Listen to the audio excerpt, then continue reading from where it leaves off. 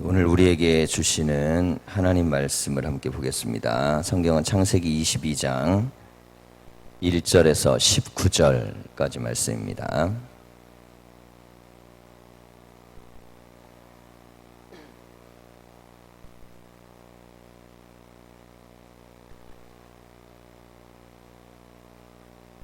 교독하겠습니다. 그 일 후에 하나님이 아브라함을 시험하시려고 그를 부르시되 아브라함아 하시니 그가 이르되 내가 여기 있나이다.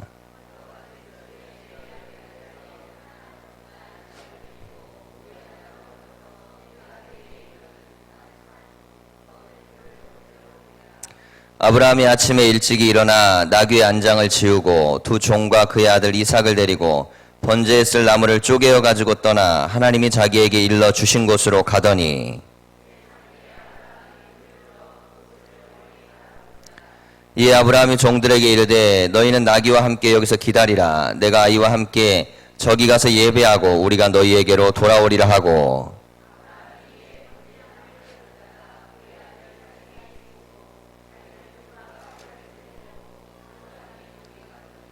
이삭이 그 아버지 아브라함에게 말하여 이르되 내 아버지여 하니 그가 이르되 내 아들아 내가 여기 있노라. 이삭이 이르되 불과 나무는 있거니와 번제할 어린 양은 어디 있나이까.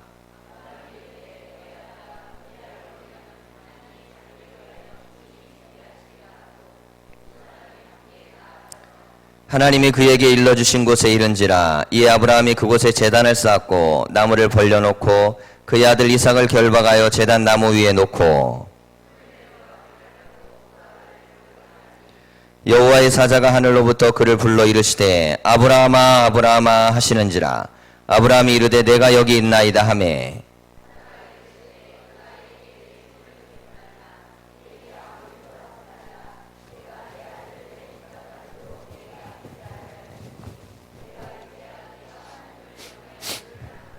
아브라함이 눈을 들어 살펴본즉 한 수량이 뒤에 있는데 뿔이 수풀에 걸려 있는지라. 아브라함이 가서 그 순양을 가져다가 아들을 대신하여 번제로 드렸더라.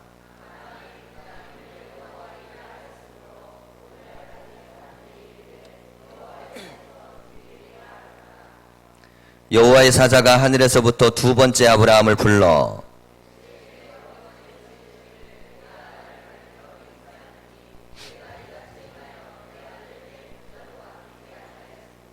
내가 내게 큰 복을 주고 내 씨가 크게 번성하여 하늘의 별과 같고 바닷가의 모래와 같게 하리니 내 씨가 그 대적의 성문을 차지하리라.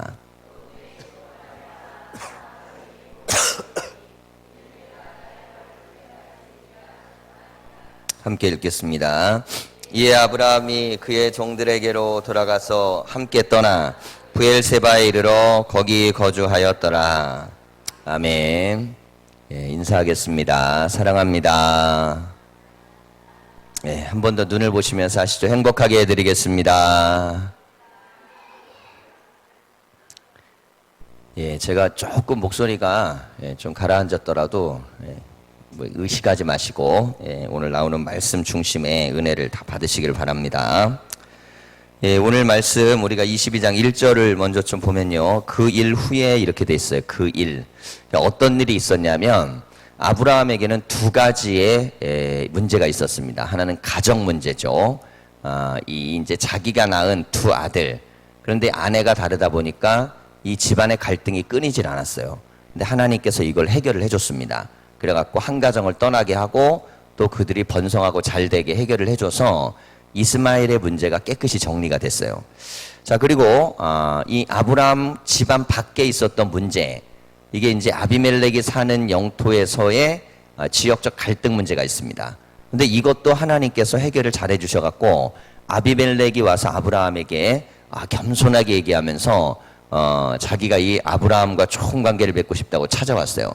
그러니까 모든 문제가 순식간에 해결이 딱 돼버린 거예요. 그럼 얼마나 좋습니까?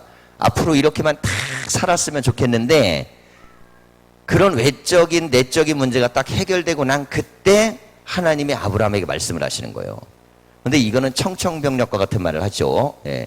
너는 내가 너에게 지시하는 땅으로 가서 너의 아들을 너의 사랑하는 독자 이렇게 되어 있습니다. 사랑하는 독자.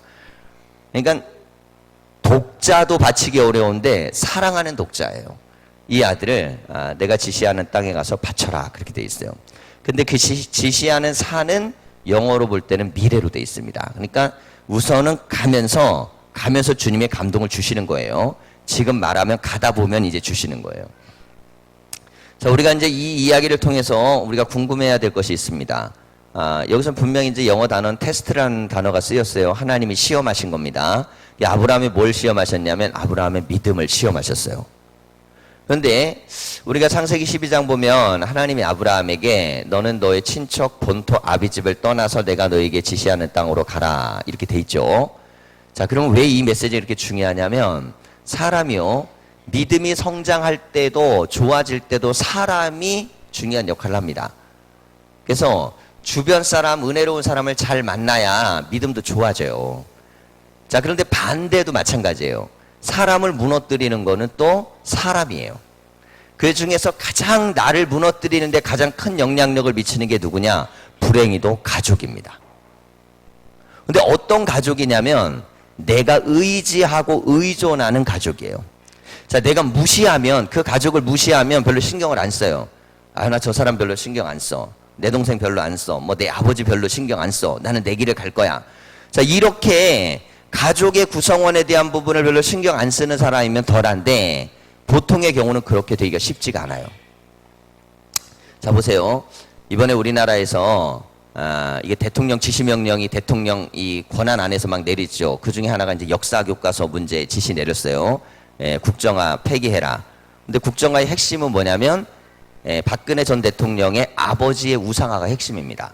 그럼 왜 아버지를 우상할 수밖에 없냐면 두 가지예요. 하나는 친일의 흔적을 지워야 됩니다. 그 일본군 만주국 장교였고 잔인하게 독립군들을 학살하는 역할을 했던 그 친일의 흔적을 지우지 않으면 안 되는 거예요. 이게 자꾸 부각될수록 자꾸 이게 어려움이 생기겠죠. 자, 두 번째는 무엇이냐면 독재의 흔적을 또 지워야 돼요. 이 두 가지가 아킬레스 건이에요. 그런데 차라리 그냥 안 지우려고 그랬으면 나을 뻔했어요. 왜냐하면 잘한 것도 있으니까 사람이 잘못할 수도 있고 잘할 수도 있고 이렇게 가는데 무엇을 실수했냐면 사람의 마음엔요 강박관념이라는 게 있어요. 계속 어려서부터 그 스트레스를 받고 산 거예요. 청와대 구중궁궐에 있을 때부터 어려서부터 자기 아버지를 공격하는 수많은 것들을 보고 살았는데 자기는 자기 아버지를 사랑할 거 아니에요. 존경하고. 자녀니까 당연히 그래야죠. 그리고 아버지 엄마가 또 이렇게 비명에 가고 그랬으니까 얼마나 마음이 아팠겠습니까? 자, 그러니까 이 사람 주변에 어떤 사람들이 모이냐면 비슷한 부류의 사람들이 모였어요. 그 전부 다 친일을 했던 사람들이 영광을 다시 찾고자 하는 부류들이 대다수 모여들었고, 그리고 이 독재 권력 밑에서 뭔가를 다 누렸던 사람들이 모여들어서 지금 역사를 바로잡아야 된다 이렇게 얘기를 한 거예요. 이거 얼마나 힘이 되겠어요. 그래서 그분은 그의 모든 마지막 인생을 망친 겁니다. 여러분, 우리가 인생을 살아갈 때 굉장히 중요한 가치관을 하나 가져야 되는데 아무리 가족이라 할지라도 내가 분별력 있게 이것들을 옳고 그름을 따져서 볼 줄 아는 눈이 있으셔야 돼요. 이게 얼마나 중요한지 모릅니다. 아니, 내 부모, 내 자식, 내 형제 아무래도 내가 감싸고 싶고 다 내가 그 편에 서고 싶죠. 근데 오히려 그게 내가 무너지는 요인이 될 수도 있어요. 자, 신앙생활을 보면 제가 교회에서도 믿음 생활도 많은 경우에는 가족이 걸림돌이 되는 경우가 수두룩합니다. 가족이 힘이 돼갖고 막 끌어주고 응원이 되고 막 이래야 되는데 그게 아니고 가족 때문에 결국에는 신앙이 무너지고 안 되는 거예요. 그러니까 하나님의 첫 번째 아브라함을 향한 명령은 뭐냐면 너는 너의 친척 본토 아비집을 떠나라. 이게 뭔 뜻이냐면 인간관계를 끊으라는 거예요. 야, 이게 너무 심하잖아요. 근데 그게 또 나이 75세면요 뭐 할만해요. 인생 살 만큼 살았고 또 느낄 만큼 느꼈고. 자, 대신 조건이 뭐였냐면 그러면 내가 너를 갖다가 복을 주겠다는 거예요. 너의 이름을 창대하게 해주고 너를 복이 되게 해주고 너를 축복하는 자는 축복하고 저주하는 자는 저주하고 조건이 달렸었어요. 근데 조건을 들어보니까 내가 내 친인척이나 부모 형제를 떠나서 그 땅으로 가는데 조건이 나쁘지가 않아요. 너무너무 조건이 괜찮은 거예요. 그래서 계약서 사인을 딱 하고 갔습니다. 그래서 하나님은 약속을 이행하시고 가나안 땅에서 복을 주셨어요. 자, 그러니까 아브라함에게 했던 첫 번째 명령, 그 핵심적인 명령의 아주 중요한 메시지는 뭐냐면 네가 내 말에 순종하면 복을 주겠다는 것이었어요. 근데 아브라함이 그 얘기를 듣고 하나님에 대한 믿음을 아직까지는 갖고 있지 않았었죠. 그런데도 그 조건이 좋아서 간 겁니다. 조건이 좋아서. 자, 신앙생활을 처음에 어떻게 하는 거냐면 믿음이 있어서 시작하는 사람은 없어요. 믿음은 생기는 거예요. 가다 보면 생기는 거예요. 배우면서 생기는 거예요. 그러니까 믿어서 교회 다니는 게 아니고 교회 다니다 믿음이 생겨요. 그럼 교회는 왜 다니게 되느냐? 조건이 좋아서. 교회 다니는 게 안 다니는 것보다 더 좋다는 조건이 발생하면 그때 나가게 돼요. 여러분, 오늘 우리가 예배를 나왔잖아요. 예배를 안 나오는 것보다 나오는 게 더 우리에게 조건이 좋아요. 하나님이 은혜를 주시고 복을 주신다는 그 약속이 있기 때문에 나오는 겁니다. 그런데 예배를 나오면 나올수록 상황이 나빠지는 쪽으로 하나님이, 야, 너는 이번에 예배 수요일 날 하면 5점 감점, 주일날 나면 10점 감점. 그럼 누가 예배를 나오겠어요? 하나님 앞에 제단을 쌓으면 1점이라도 올라가면서 쌓여지는 그 은혜와 축복의 점수가 있어야 사람들이 하나님 앞에 나오는 거죠. 자, 그러니까 하나님이 처음에는 뭘 통해 부르시냐면, 내가 너를 지금보다 훨씬 더 복되게 하고 잘되게 해주겠다. 그런데 아브라함이 이 말씀을 믿고 가요.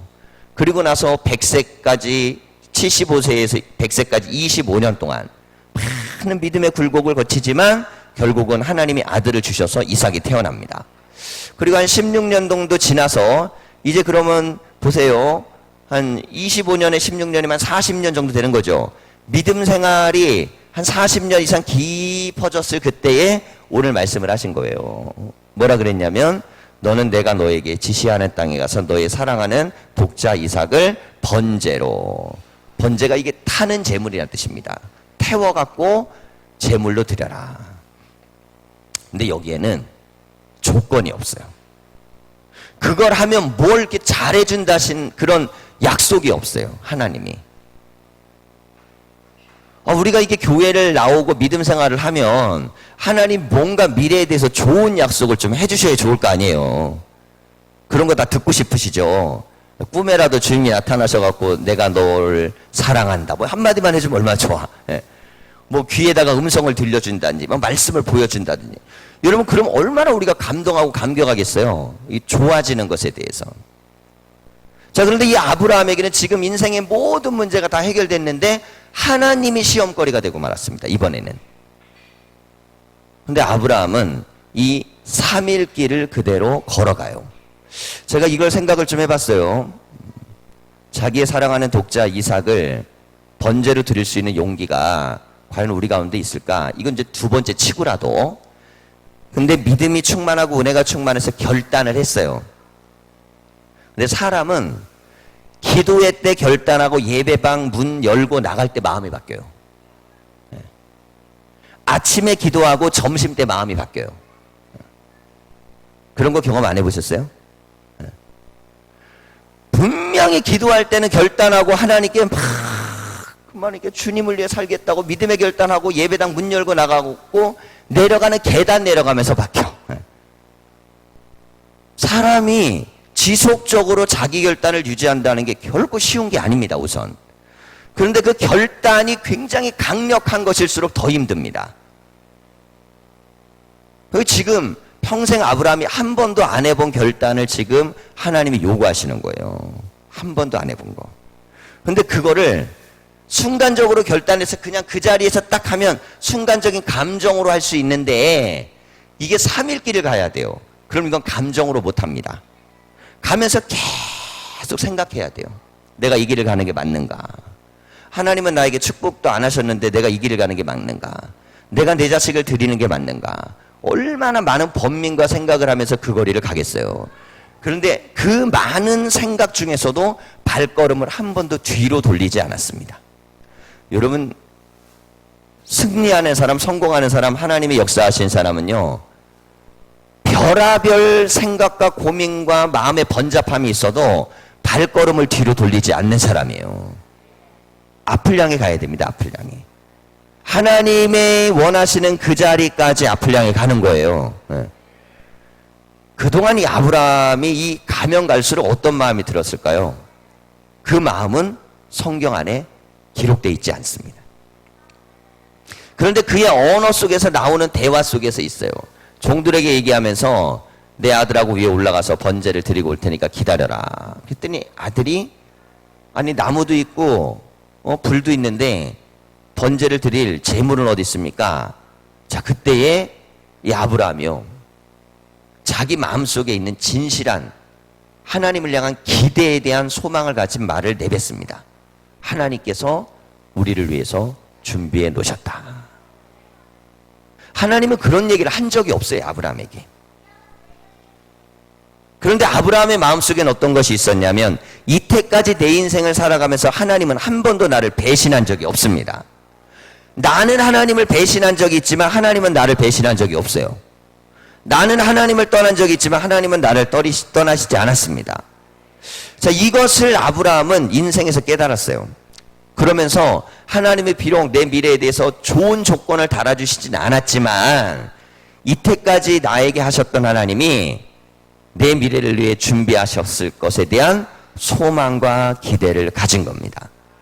근데 소망과 기대는 있었지만 그렇지 않아도, 그렇게 되지 않아도 하나님이 원하는 대로 번제를 드리겠다는 결단이 있었어요. 여러분, 믿음이라는 건요, 내가 원하는 대로 되지 않아도 하나님의 뜻이라면 나에게 축복이라고 믿는 것입니다. 내가 원하는 대로 안 됐어요. 근데 하나님의 뜻이에요. 그럼 이게 나에게 복이라고 믿는 것, 이건 정말 대단하고 위대한 믿음입니다. 근데 하나님은 그 믿음을 보시고 그에게 뭘 주시냐면 그가 상상하고 생각하는 것 이상의 놀라운 것들로 그들에게 채워주시는 거예요. 자, 우리가 신앙생활하고 교회 다니고 믿음 생활해도요, 여전히 우리 눈앞에 보이는 현실이라는 거는 눈앞에 보이죠. 근데 이 눈앞의 현실보다 아브라함은 무엇을 보았냐면 하나님의 약속을 받습니다. 그리고 이 약속을 믿고 분명히 하나님이 나를 위해 뭔가 준비하기를 원하는 기대감을 가지고 가는 거예요. 하지만 기대감과 함께 아들을 바치겠다는 결단도 가지고 갑니다. 자, 이 기대대로 안 이루어지면 어떻게 할까요? 당연히 아들이 죽어야죠. 그래도 아브라함은 하나님의 복의 근원이 되는 것입니다. 아브라함의 아들이 그 자리에서 칼에 맞아 죽었다 할지라도 그건 하나님의 복의 근원이 돼요. 자, 이게 사사기 시대에 그게 나오죠. 사사 한 명이 이제 전쟁터에 나가면서 돌아오는 길에 가장 먼저 자기 앞에 뛰어나오는 존재를 갖다 번제로 드리겠다 그랬는데 하필이면 사랑하는 자기 딸이 나왔어요. 서원을 했기 때문에 죽입니다. 그러니까 이게 지금 이삭처럼 살아난 얘기만 있는 게 아니에요. 죽은 얘기도 있어요, 성경에. 그런 걸로 보자 그러면 하나님의 뜻과 하나님의 말씀이 이루어지기를 원하는 그 믿음을 우리가 갖는 것. 자, 이게 이제 우리가 아브라함에서 보아야 되는 것인데요. 우리가 이제 이 대목을요, 좀, 함께 보고, 22장 말씀을 좀 더 읽어보면, 11절 말씀입니다. 여호와의 사자가 하늘로부터 그를 불러 이르시되, 아브라함아, 아브라함아 하시는지라, 아브라함이 이르되 내가 여기 있나이다 하며, 막 하나님이요, 이 아브라함 이상을 칼로 내리치려고 그러니까 급하게 부르셨어요, 급하게. 왜냐하면, 정말로 칼로 내리치려는 그 상황을 보고 하나님도 놀라신 겁니다. 자, 성경에 보면 하나님이 놀라시는 장면들이 몇 곳 나와요. 이 아브라함이 아들을 독자를 하나님께 바치려고 했던 장면, 스데반이 돌 맞아가면서도 하나님께 사람들을 용서해 달라고 기도했던 장면. 자, 이런 장면들에는 하나님도 굉장히 놀랍니다. 그러니까 하나님도 놀라는 믿음이 있어요. 하나님이 놀라는 믿음은 뭘까요? 원래 평균 얘가 60점 맞더는데 갑자기 90점을 맞아서 왔어. 그리고 예전에 그런 말 많잖아요. 선생님이 시험 봤는데 100점 맞으면 꼭 불려갖고 혼나는 애들 있어. 너 누구 걸 컨닝했어? 이거부터 물어봐. 얘는 절대 100점 맞을 애가 아닌데 와갖고 100점을 맞아온 거예요. 그럼 선생님의 생각에는 얘가 이 시간에 이렇게 노려갖고 100점을 맞을 수 없는데 이게 됐다 그러니까 어떻게 하겠어요? 야, 이건 컨닝했을 거야. 이게 어른이 보면서 기준이라는 게 있어요. 이 정도까지는 해낼 거야.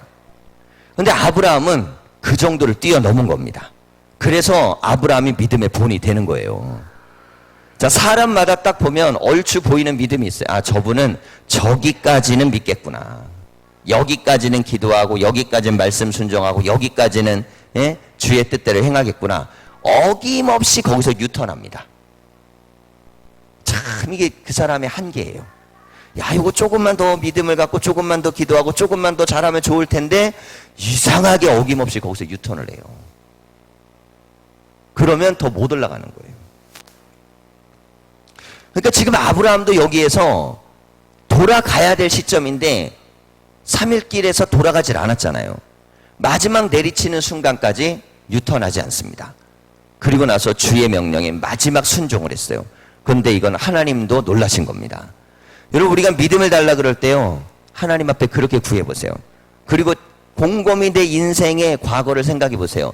내가 이때까지 살아오면서 내 삶의 문제나 내 삶의 모든 것들에 대해서 내가 막 쓰라리고 고통스럽고 괴로운 모든 문제와 하나님과 나와의 어떤 지점에서 나는 하나님이 가라 할 때 가지 않고 유턴하진 않았었나? 하나님이 믿음으로 나아가라 그럴 때 나는 그 자리에서 믿음을 드리지 않고 하나님이 기도해야 될 때 난 기도하지 않진 않았었나? 분명히 그 지점이 있습니다. 그 지점을 우리는 발견해서 하나님 앞에 고해야 돼요. 그리고 나서 그 지점에서 우리는 다시 시작해야 됩니다. 자, 이게 믿음에서 얼마나 중요한 지점인지 몰라요. 우리는 망각하잖아요. 자꾸 뭘 망각해요? 우리에게 불리한 걸 자꾸 망각해요. 우리에게 불리한 걸 망각해가지고 내가 하나님께서 나에게 주실 은혜의 지점에서 유턴했던 걸 망각합니다. 근데 우리가 창세기 아브라함 이야기를 보면 아브라함 실수 얘기가 여기 다 나와요. 실수한 거. 이집트로 가면 안 되는데 갔던 거. 어려움 당하죠. 이스마엘을 낳을 때 하나님하고 상의하지 않은 거. 평생 그의 삶의 인생의 올무가 됩니다. 그리고 인생에 대한 문제를 가지고 결정하고 해야 될 때 그 하나님과의 관계 속에서 해결해야 되는데 그렇지 않고 자기 머리와 인생과 경험을 의지해서 생겼던 거. 자, 이 모든 것들이 결국에는 아브라함의 인생의 쓴뿌리가 됩니다. 자, 그런데 이걸 다 하나님이요 해결을 해주셨어요. 이게 다 해결되고 나니까 믿음이 좋아질까요? 아니면 믿음이 좋아지지 않을 수 있을까요? 문제가 다 해결되면 믿음이 좋아져요? 안 좋아져요? 문제가 다 해결되면 믿음이 좋아지잖아요.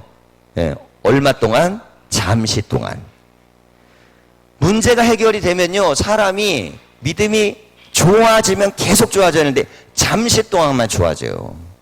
그리고 그 다음부터 어떻게 되냐면 이제는 내가 원하는 대로 살기 시작합니다. 성경의 사울도 그랬죠. 사울도 참 어렵게 왕이 되고 겸손했던 사람이 왕이 됐는데 하나님이 왕의 자리를 주니까 타락하기 시작하고 믿음이 떨어져 나가는 거예요. 누릴 게 너무 많으니까. 자, 마찬가지입니다. 다윗도 시온성을 갖다 장악하고 이제 모든 것들에 대한 정복 전쟁이 끝나고 나니까 거기에서 결국 범죄하고 또 쓰러집니다. 잘 되고 풀리고 끝자락이 갔는데 무너져요. 자, 솔로몬도 마찬가지입니다. 하나님이 지혜를 주셔가지고 막 나라도 번창하고 외교도 잘 되고 다 잘 됐는데 잘 돼서 또 무너져요. 그러니까 이게 참 아이러니해요. 하나님이 잘 되게 해주고 싶은데 잘 되면 하나님을 떠나는 거야. 이거는 가장 나쁜 상태잖아요. 그러니까 뭘 해결해 주시려고 그래도 믿음이 있는 상태가 되지 않고 해결해 줘버리면 어떻게 되겠어요? 달아나 버리고 멀어지고 깨진단 말이에요. 그 삶의 문제는요, 믿음이 충만할 때 저절로 해결되는 것입니다. 저절로. 그러니까 우선 중요한 게 뭐냐? 문제가 해결되는 게 아니에요. 믿음이 충만해지는 거예요. 믿음이 충만해져야 문제가 해결돼도 그 믿음을 유지하며 나가는 것이지 이게 안 되면 소용이 없어요. 지금 아브라함이 온통 인생의 문제가 해결되고 나니까 얼마나 기뻤겠어요. 근데 그 문제가 해결되고 나서 하나님은 그에게 믿음을 테스트하는 거예요. 자, 그랬더니 아브라함이 하나님 앞에 그 믿음을 드렸습니다.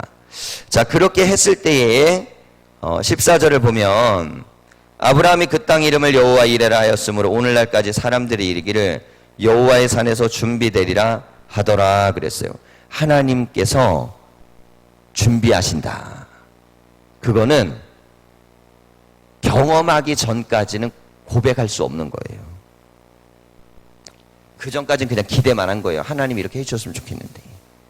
그런데 정말 하나님이 역사하니까 이제 고백이 되고 증언이 된 것입니다. 여러분, 이런 경험들을 좀 하셔야 돼요. 신앙생활하면서 내 인생에 하나님이 나를 위해 뭘 준비해 놓으셨고 하나님이 내 가정과 내 삶과 내 인생을 이루어 나가셨다는 그 증거들 우리에게 눈에 확연하게, 근데 어느 정도로 정말 감당 못할 감격스러움으로 이삭을 살려주셨으니 얼마나 감사했겠어요. 감격에 감격을 다하면서 하나님을 높이는 이 고백이 여호와 이레입니다.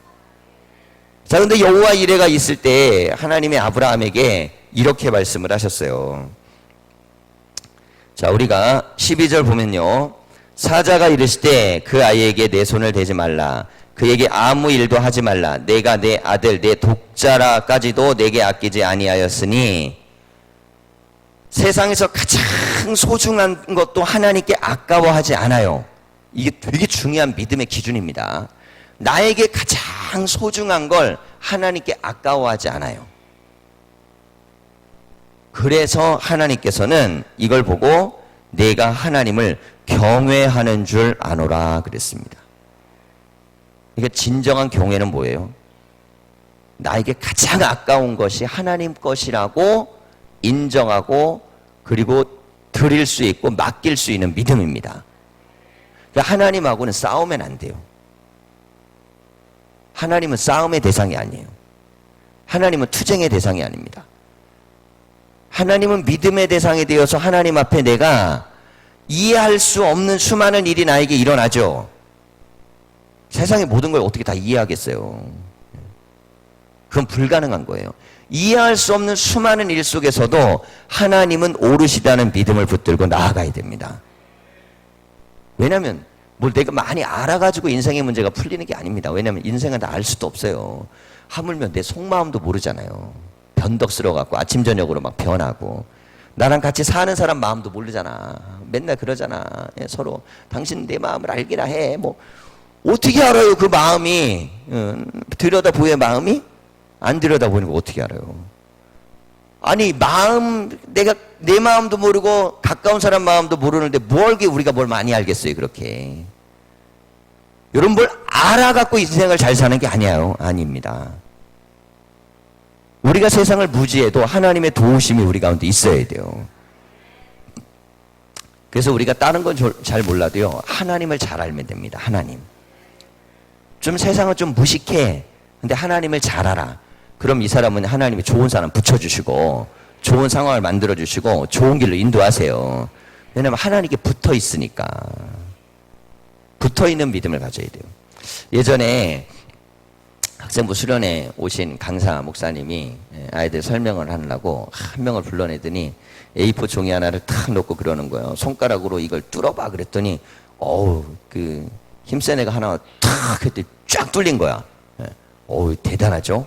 박수 한번 해주세요. 그런 거. 그때 탁 박수를 쳤어요. 그리고 나서 이 강대상 앞에 이걸 탁 붙였어요. 자, 이걸 뚫어봐 그런 거야. 걔가 이걸 뚫겠어요? 못 뚫겠어요? 뚫으려고 하겠어요? 안 하겠어요? 안 하죠. 그 미친 짓이지. 괜히 왜 손가락 부러질 일을 해. 이 종이 한 장일 때는 그냥 뚫리는 거지만은 이 거대한 나무에게 딱 붙어 있으면 손가락으로 뚫을 수가 없어요. 자, 믿음이라는 것에 대한 의존성을 설명할 때 이분이 그런 얘기를 하는 걸 제가 들으면서 되게 쉽고 간략하다. 하나님에게 우리가 붙어 있다라는 건요 여전히 나는 약합니다. 이게 변하진 않아요. 그냥 종이 조각 한 조각이에요. 그냥 내가 하나님께 붙는다 그래갖고 내가 쇳덩어리가 황금덩어리가 되진 않아요. 그냥 여전히 종이 조각 하나예요. 그런데 붙어 있기 때문에 하나님이 우리를 지키시고 보호하시는 힘이라는 게 나오는 것입니다. 믿음이라는 건 결국 무엇이냐면 믿음이란 하나님께 붙어 있는 것이 옳다라는 판단력입니다. 그런데 이건 어떤 상황에서도 동일해야 돼요. 어떤 환경에서도 동일해야 됩니다. 그러니까 다른 건 다 버려도 돼요. 그런데 믿음은 버리면 안 됩니다. 집집마다 가보면요 옛날 10년, 20년, 30년 전에 입었던 옷 그대로 쌓아놓은 사람이 있어. 입지도 않으면서. 갖다 버리세요. 입지도 않을 거면. 뭐 이렇게 쓸데없는 건 수도 없이 쌓아놓으면서 믿음은 아침에 받고 점심에 버려버려. 응? 이게 뭐가 중요한지 알아야 될 거 아니에요. 뭐가 더 비싼 건지. 30년 전 옷은요, 길거리에 갔다가 팔아도요, 100원, 200원도 못 받아요. 무게로 달아서 주면. 근데 믿음은 정금보다 귀한 거예요.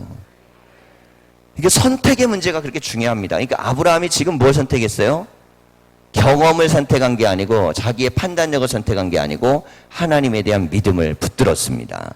그랬더니만 하나님께서 아브라함 편에서 길을 여시고 약속을 하셨어요. 자, 이삭을 이렇게 드린 후에 이렇게 말씀을 하시죠.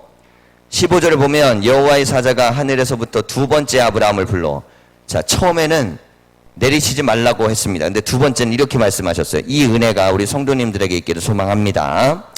이르시되 여호와께서 이르시기를 내가 나를 가리켜 맹세하노니. 누가 누구를 가리켜요? 하나님이 자기를 가리켜 맹세하는 거예요. 그러니까 이게 안 이루어지면 하나님은 하나님이 아닌 게 돼버려요. 이야, 그거 대단한 겁니다, 이게. 자, 그러면서 내가 이같이 행하여 내 아들 내 독자도 아끼지 아니하였은즉, 아낌없이 드릴 수 있어야 돼. 아낌없이.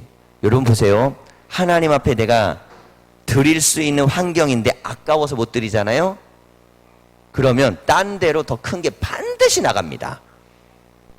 아까워서 못 드리는 건요, 딴 데로 반드시 나가요.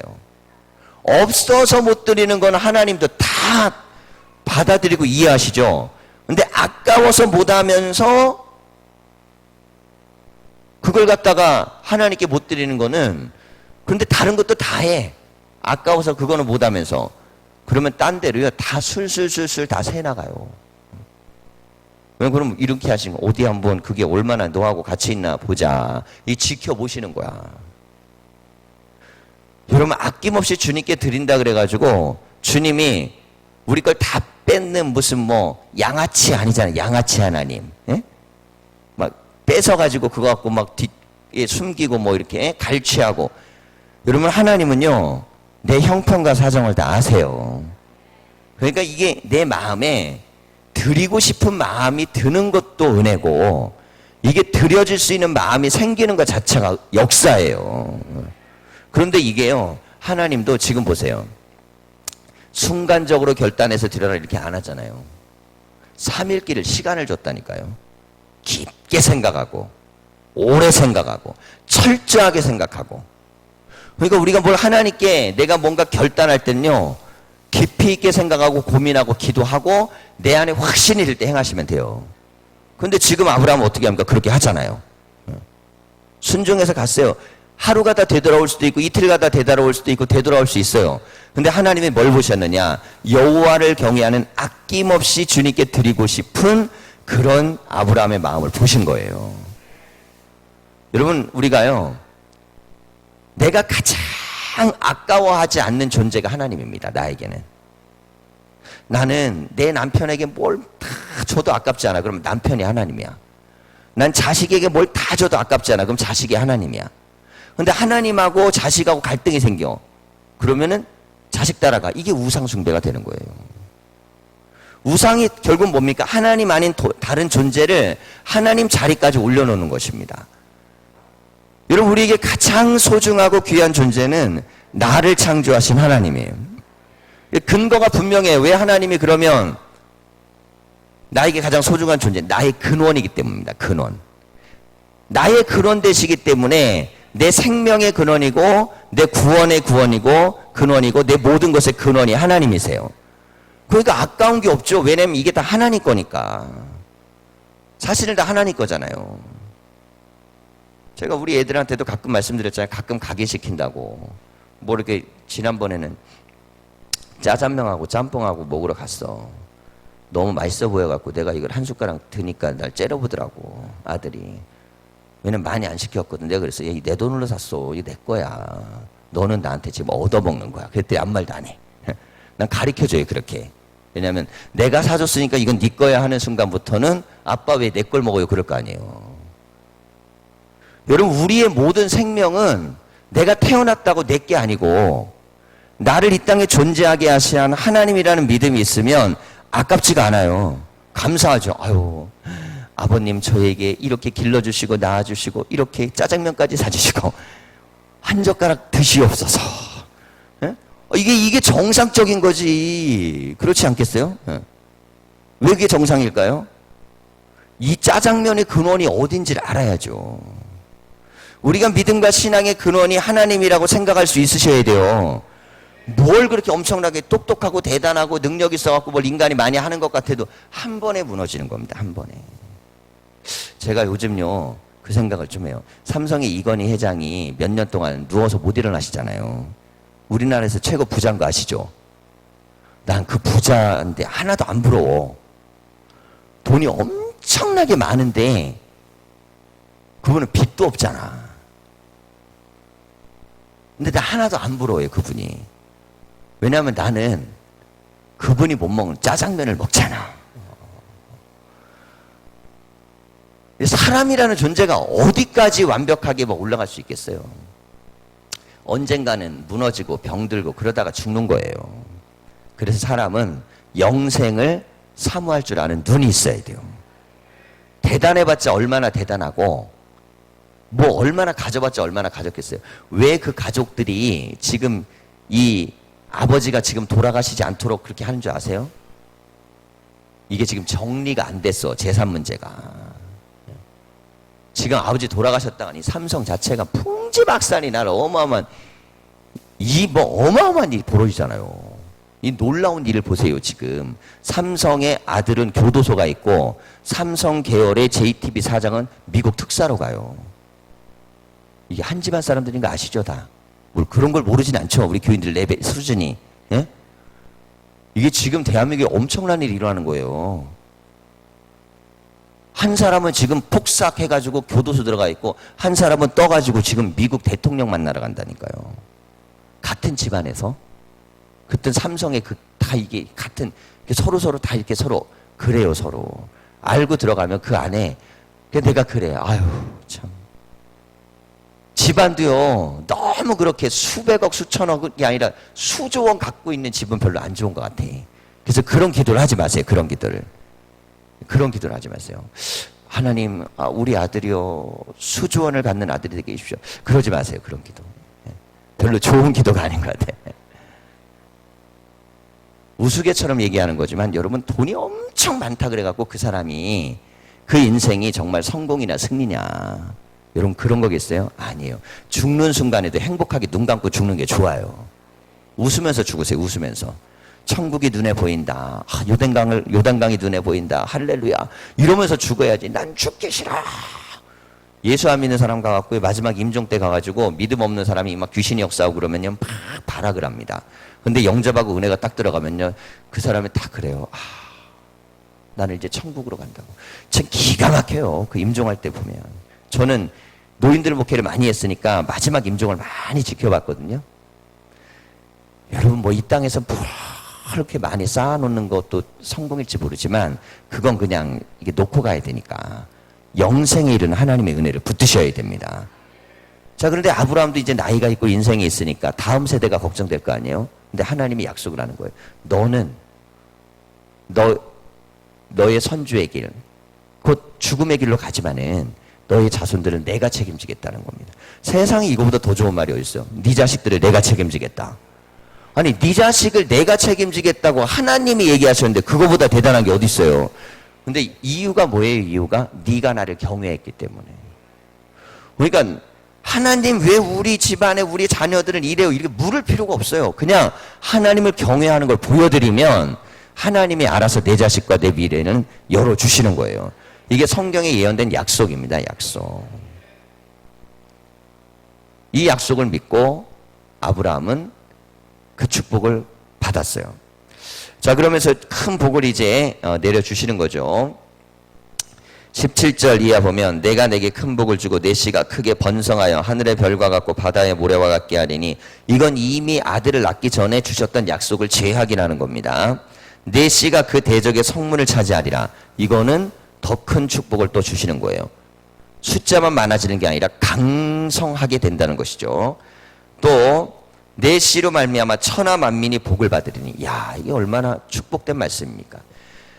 내 자식이 잘 되는 게 아니라 내 자식 때문에 다른 사람이 잘 된다는 거예요. 이게 얼마나 좋은 말이에요. 얼마나. 내 자녀만 잘 되기를 바라는 게 아니고요. 내 자녀 때문에 다른 사람이 복을 받아요. 야, 뭐 이게 아브라함이 이게 기도한 제목입니까? 하나님께 달라고 한 거예요? 아니죠.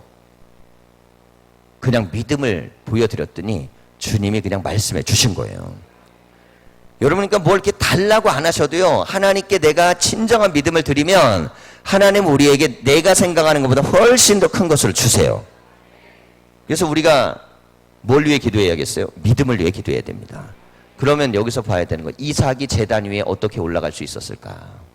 아버지가 그 나이가 될 때까지 믿음을 가르친 거예요. 예배신앙.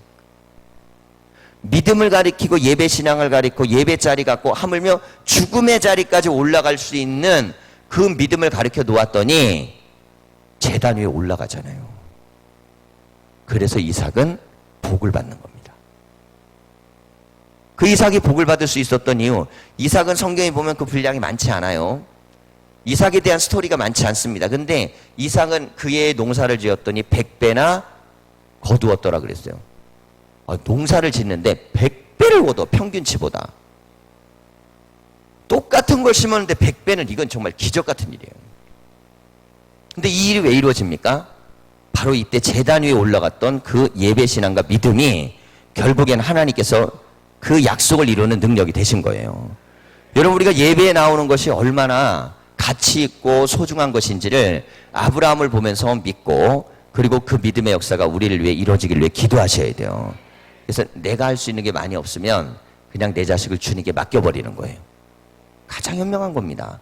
그리고 하나님께 기도하고 의지하고, 그리고 하나님이 지금 드리라고 하는 것, 가장 아까운 걸 드리라고 했거든요.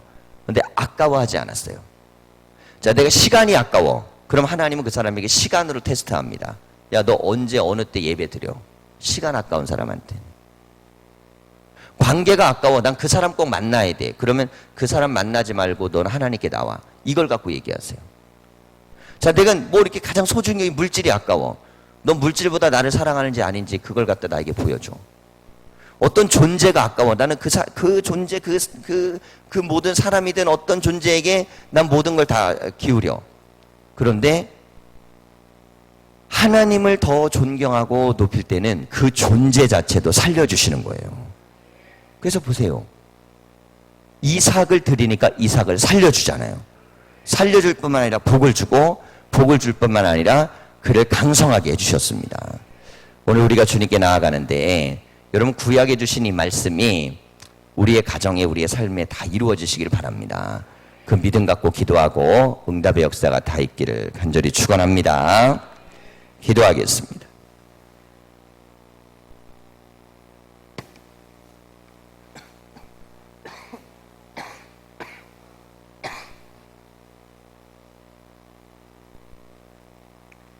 살아계신 하나님, 우리가 가진 것이 없는 것 같아도 가지고 있고, 많이 가진 것 같아도 어느 때는 그것이 아무것도 아니고, 주님, 우리가 아브라함을 통해서 가장 소중한 것, 그것도 독생자, 사랑하는 아들을 드리라고 했을 때 아낌없이 주님 앞에 가는 믿음으로 나아갔습니다. 하나님, 우리가 어떤 믿음으로 하나님 앞에 서고 있는지 보게 하여 주시고, 가다가 유턴하고 되돌아가지 아니하게 하여 주시옵소서.